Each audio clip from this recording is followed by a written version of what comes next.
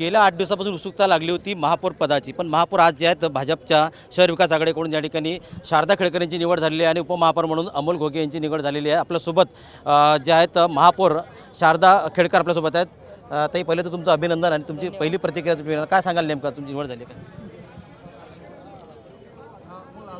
अकोला शहराचा सर्वांगीण विकास हा करणार, अकोला शहराला स्मार्ट सिटी बनवणार, अकोल्यामध्ये बगीचे, स्वच्छ पाणी आणि महानगरपालिकेच्या ज्या शाळा आहेत आणि महिला सुरक्षेकडे प्राधान्याने लक्ष देईल।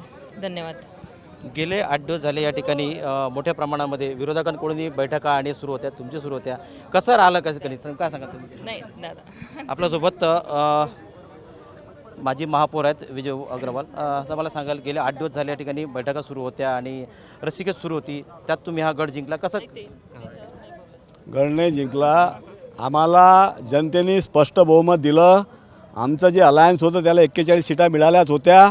ज्या काही लोकांनी आम्हाला सहकार्य केलं त्यांचे धन्यवाद। कोणती रस्सीखेच नव्हती, पहिल्या दिवसापासून काहीच नव्हतं।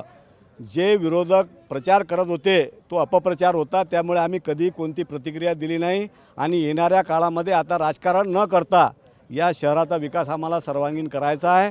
रणधीर भाऊच्या नेतृत्वाखाली केंद्र सरकार, राज्य सरकारच्या सगळ्या योजना अकोला शहरात राबवायच्या आहेत आणि सर्व जनतेला सोबत घेऊन काम करायचं। हे होते माजी महापौर आणि महापौर निवड झालेले आणि त्यांनी सांगितलं की आता शहराचा विकास करायचा आणि जनतेने जे निवडून दिलं आहे ते आता आम्ही विकास काम करून जनतेच्या पुण्याच्या समस्या आहेत त्या सोडायचा या ठिकाणी प्रयत्न करणार आहे। गणेश सोनवणे, TV9 मराठी, अकोला।